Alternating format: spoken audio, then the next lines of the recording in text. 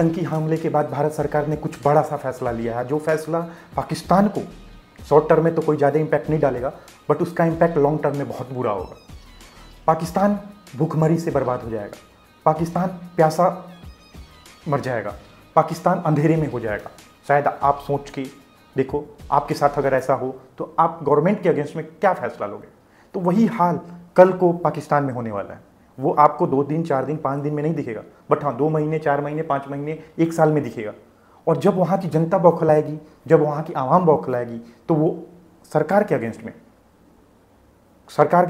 में ही कुछ फैसले लेंगी, कुछ आंदोलन करेंगी, कुछ विरोध प्रदर्शन करेंगी, और उससे वहाँ गृह युद्ध स्टार्ट होगा, जिससे वहाँ की सरकार गिरेगी और वहाँ की सरकार के साथ साथ बड़े लोग बौखला जाएंगे। तो ये सब घटनाओं के पीछे भारत ने बहुत बड़ा अपना कूटनीति अपनाया है, और भारत ने सिंधु जल समझौता को खंडित कर दिया है। सिंधु जल समझौता 1960 में भारत पाक के बीच हुआ था। ये समझौता भारत से पाकिस्तान में जाने वाली नदियों के थ्रू पानी को लेके था। अब क्या हुआ कि सिंधु नदी, झेलम नदी और चीनाब नदी, इसके 80% पानी पाकिस्तान में जाते हैं, और पाकिस्तान 90%, पाकिस्तान की सिंचाई जो है, खेती जो है, वो 90% इसी नदियों पे डिपेंड है। तो सोचो, अगर आपको कल को कोई पानी नहीं देगा तो आप क्या करोगे? उसके साथ युद्ध करोगे या उसके हाथ पैर जोड़ोगे? जब आप मरोगे, प्यासे रहोगे, तो कहीं ना कहीं आप बचना चाहोगे। वो हो सकता है कोई वे हो, आप पैर हाथ जोड़ के, जो भी हाथ जोड़ से उससे माफ़ी मांगोगे और कहोगे कि पानी दे दो। तो ये चीज़ें हैं। दूसरा, उसके बाद पाकिस्तान इंटरनेशनल लेवल पे जाएगा और वहाँ पे अपने दुख को सुनाएगा, जिससे वो फिर इंटरनेशनल फैसला होंगे, और पाकिस्तान को एक तरफा जो भी सुनाया जाएगा वो फैसला इंटरनेशनल लेवल के कोर्ट के होंगे। बट अभी पाकिस्तान कुछ दिनों में बौखला जाएगा। अब मैं बताऊं कि 1960 में जो सिंधु समझौता हुआ था, उसमें पाकिस्तान को 80% पानी देने का फैसला इंडिया गवर्नमेंट ने ली थी, और ये फैसला अभी तक चला आ रहा था। बट आप सोचो, 1960 और 2025 के बीच में पाकिस्तान ने 10 से ऊपर भारत पे हमले किए थे, और कुछ लड़ाइयाँ लड़ी थी। 1965 पहली लड़ाई, 1971 दूसरी लड़ाई, उसके बाद 26/11 2008 में जो हमला हुआ था, 160 लोग मरे थे। उसके बाद पुलवामा हमला हुआ, उसके बाद संसद भवन पे हमला हुआ, और छोटे मोटे हमले तो बहुत हुए, आतंकी हमले तो बहुत हुए।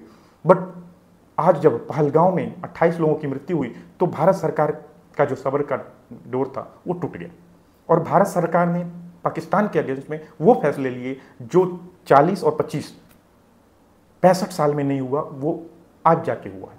तो सोचो कितने दर्द में यहाँ की सरकार है और किस लेवल पे जाके सोच रही है। अब इस फैसले के साथ साथ टोटल 5 फैसले हुए, जिसमें सबसे मेजर फैसला तो ये था।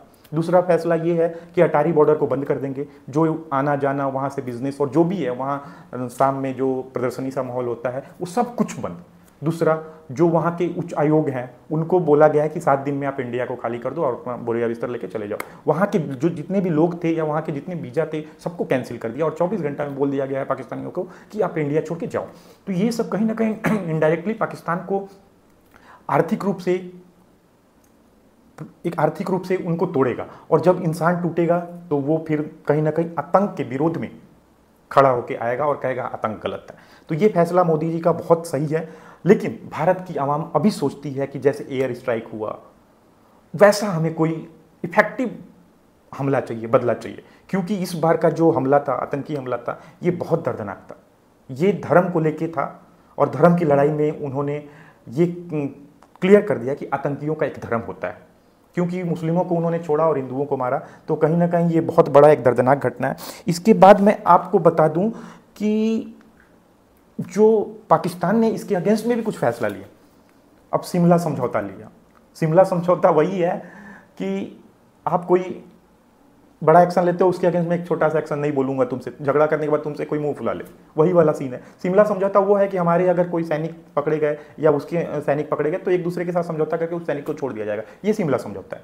तो क्या मतलब बनता है? अगर उनके भी सैनिक पकड़े गए तो हम भी नहीं छोड़ेंगे, वो नहीं छोड़ेंगे, वो हमारे नहीं छोड़ेंगे। ठीक है, उनके लिए भी नुकसान है तो हमारे लिए भी नुकसान है। कौन से वही हमारे सैनिक को पकड़ेंगे? हम भी पकड़ सकते हैं, कल को कुछ भी हो सकता है। उसके बाद अभी वो धमकी दे रहा है कि मेरे 2-3 मिसाइल हैं, उसको मैं अभी वो टेस्ट करूंगा, और जिसकी वार है वो 2800 किलोमीटर है।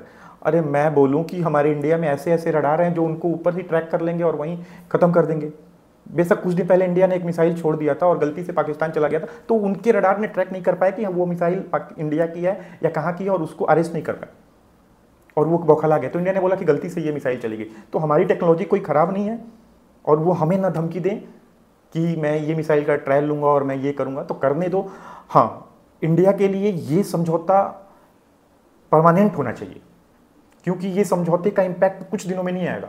और इस समझौते के बारे में मैं बताऊं तो सिंधु नदी का जो पानी जाता है उस पर बहुत से डैम है और जिससे वो बिजली उत्पादन करता है, जिसकी वजह से बहुत बड़े बड़े जो उनके शहर हैं वहाँ पे बिजली जाती है। तो कहीं ना कहीं वो बिजली उत्पादन कम करेंगे और उनके जो शहर हैं बड़े बड़े वो अंधेरे में या बिजली कटना स्टार्ट होगी, तो इसका इम्पैक्ट पड़ेगा। दूसरा, जितनी भी इंडस्ट्री है उनको भी वाटर चाहिए होता है और इंडस्ट्री को अगर वाटर नहीं मिलेगा तो वो पलायन करेंगे और अदर कंट्री में जाएंगे। तीसरा, सिंचाई की वजह से जो वहाँ पे फसलें होती हैं वो ना हो तो खाने की जो भी सामग्री है उनके रेट में बहुत ज़्यादा इजाफा होगा और उसकी वजह से जो गरीब तबके के लोग हैं और मिडिल क्लास के हैं उनके लिए वो कॉस्ट को पे करना बहुत डिफिकल्ट होगा और कल को भुखमरी का अंजाम उनको भुगतना पड़ेगा। और चौथा, अगर पानी नहीं मिलेगा तो वहाँ बीमारियां बढ़ेंगी और उस बीमारियों की वजह से लोग इलाज करने जाएंगे और इलाज पे भी उनका इम्पैक्ट आएगा। तो कहीं ना कहीं इस तरह से पाकिस्तान को तोड़ा जाएगा और इंटरनेशनल लेवल पे अगर ये माहौल बना रहे और टेरर अटैक के बाद ये घोषित हो जाए कि पाकिस्तान एक टेरर कंट्री है, तो बहुत ज़्यादा पाकिस्तान को झेलना पड़ेगा, क्योंकि इंडिया के साथ साथ और भी कंट्रीज़ हैं जो पाकिस्तान को बैन कर सकती हैं और पाकिस्तान के साथ बिजनेस तोड़ सकती हैं। तो इसका इम्पैक्ट पाकिस्तान के साथ होगा। अभी इंडिया पाकिस्तान में मैच खेलने नहीं जाता, उसका इम्पैक्ट जब दिखता है तो सोचो इतनी बड़े समझौता टूटने के बाद बहुत बड़ा हार्म हो सकता है पाकिस्तान के साथ। बट पाकिस्तान अभी बौखलाया है, अभी इस हमले का जो है पुष्टि नहीं कर रहा है कि हमने कराया है और अपने ऊपर वो चीज़ों को नहीं ले रहा है। तो इनडायरेक्टली अभी वो कह रहा है कि इंडिया इंटरनली कॉन्फ्लिक्ट की वजह से ये वार कराया और जो भी चीज़ें हुई हैं, तो ये डिप्लोमेटिक अभी गेम खेल रहा है। तीसरी बात, मोदी जी ने आज रैली में बोला है कि इसका कड़ा बदला लिया जाएगा, तो कहीं ना कहीं इनडायरेक्टली संकेत दे रहे हैं और या तो कोई स्ट्राइक हो या तो वैसे कुछ बड़ा अटैक हो। बट सबसे बड़ा अटैक ये है कि जल युद्ध, वाटर स्ट्राइक, ये इंडिया के लिए अच्छी बात है। हाँ, अभी इसका इम्पैक्ट दिखेगा नहीं, कुछ दिन बाद दिखेगा, क्योंकि उसने इस जल को बहुत बड़े लेवल पे वहाँ संग्रह कर रखा है और कुछ महीने तक वो स्टोरेज से अपना बेनिफिट ले सकता है। एक टाइम पीरियड के बाद वो जल खत्म होगा और कहीं कहीं बर्फ़ पिघलेगी जिसकी वजह से पानी इकट्ठा हो सकता है। तो ये चीज़ें हैं जो उसको कुछ दिन तक बचा सकता है, बट इनडायरेक्टली इससे ज़्यादा उसको कोई वार नहीं कर सकता जो वार युद्ध सिंधु समझौता तोड़ने के बाद हुआ है। अगर वीडियो अच्छी लगे तो लाइक करें, अपने सुझाव को कमेंट बॉक्स में डालें और मेरे चैनल को सब्सक्राइब करें।